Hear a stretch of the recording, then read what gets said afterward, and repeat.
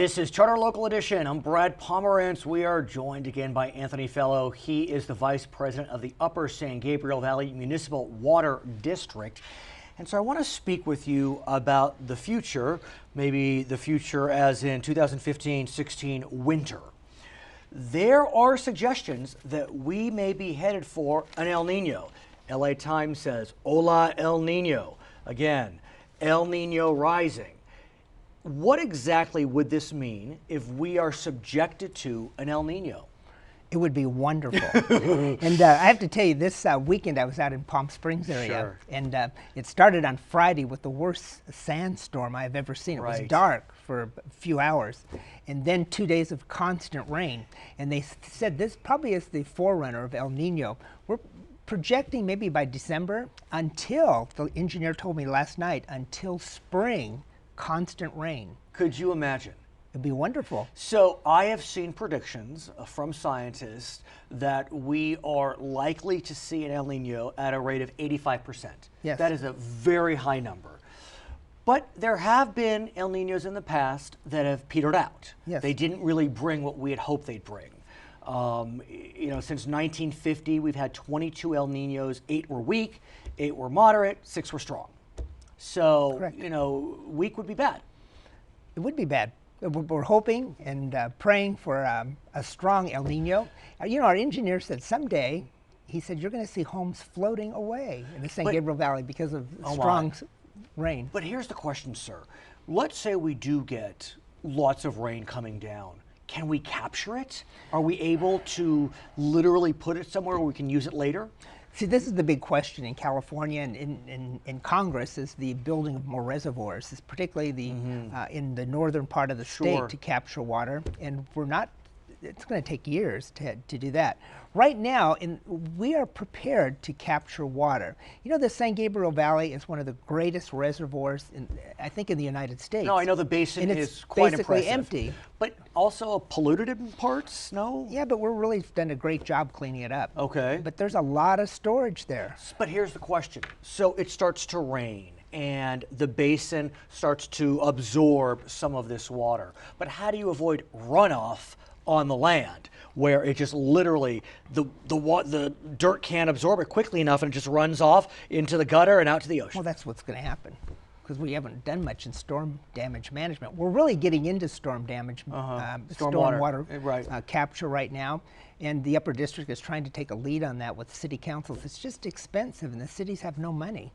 But we have no choice. I mean, this really is, and we passed a bond, $7.545 billion, part of it, I mean, almost half of it was for storage. But Brad, it takes a long time to get these. Which we know. They're not shovel-ready stuff. Which we know. But well, what about expanding the capacity of existing reservoirs? Those are allegedly or could be shovel-ready. No, I mean, if they're already there.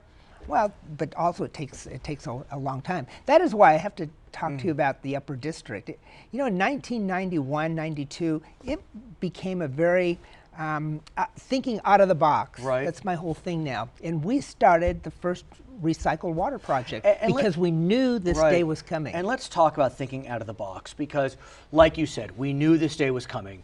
We looked at 1976, 77. I mean, we have had droughts, and with climate change purportedly impacting the drought, we knew this day was coming. So what can we do? We're looking at reservoirs. We're looking at desalination. Let me blow your mind. Please. Speaking of desalination, last night, particularly Director Charles Trevino, who represents South Pasadena on the Upper District, he and I are very much in link in the sense that we're talking more about desalination. Could you imagine bringing desalted water up to the San Gabriel Valley? This is thinking out of the box. We need to think out of the box locally. We need to think out of the box in Sacramento. So look, desal no doubt is a potential solution. But we know it's also expensive. Oh, it's very expensive. We know our friends in San Diego are building the largest desal plant in the Western Hemisphere. In Santa Barbara, they are putting one back online. Cambria has a hybrid plant. Huntington Beach is looking, I mean, Catalina, it goes on and on and on. But it's hard to desalt. It's expensive to transport that. Energy It's intensive. energy, and so is it part of a solution, the solution? It's not the solution. It's part of the solution. Why can't we have a relationship with West Basin, for instance. Which and is start where? thinking it's in the Torrance area, Okay. a big water board like the Upper District. You know, we represent 1 million residents. Right. And Bigger why than some can't- states. Yeah. Literally, Rhode bigger Island. than some states, more than just Rhode Island. And why can't we start thinking of doing some projects together with our neighbors in the south, and think about bringing pipelines up from the ocean? Because what we have to do is we have to think of something that's sustainable and stable. Right. We cannot go through another drought like this. We have to have this mindset that water is always going to be present. So we have to find solutions in addition to the great job Upper District's doing with recycled water and expanding it. I want to ask you about the Upper District, West Basin, this district, this MWD.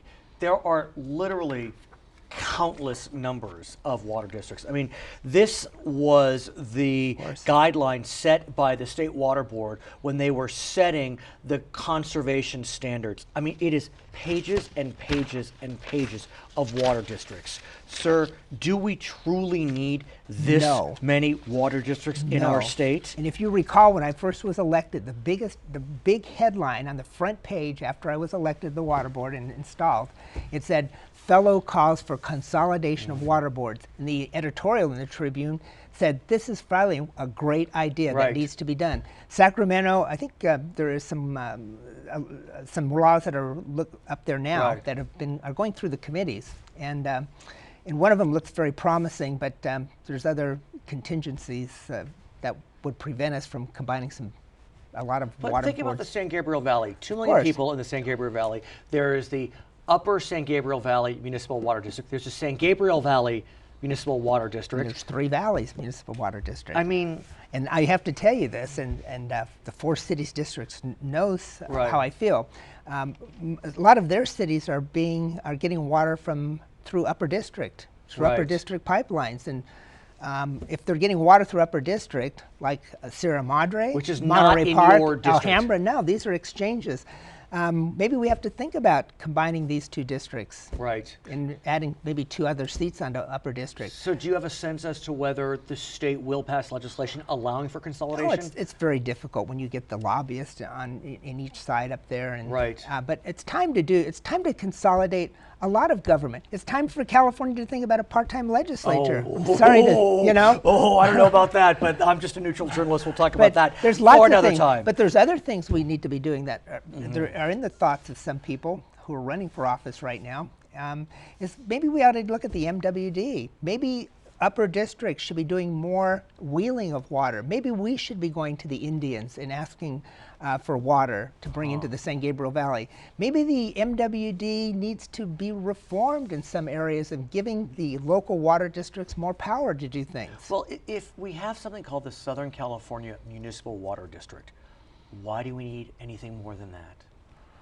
Couldn't they just be the water district? Because a lot of these entities, like in the San Gabriel Valley, there's the water map. There's 47 entities that we have to go through when we have projects, various agencies in the San Gabriel Valley. It just plays right into the narrative that government is burdensome, it's bloated, and we need reform. Of course. So how can we see bona fide reform? Well, we have to get people who can think out of the box in Sacramento. And I hope some of those are on the horizon. People who know about, you know, we elect people sometimes, and I'm amazed, who don't know the first thing about water. Right. Particularly in the San Gabriel Valley, or transportation. And the public has got to get a little bit more astute in who they're electing to office. The Republicans? No, the Republic. Oh, the Republic. The Republic. Okay, his name is Anthony Fellow. He is the Vice President of the Upper San Gabriel Valley. We'll do it next time. Water District. My name is Brad Pomerantz. This is Charter Local Edition.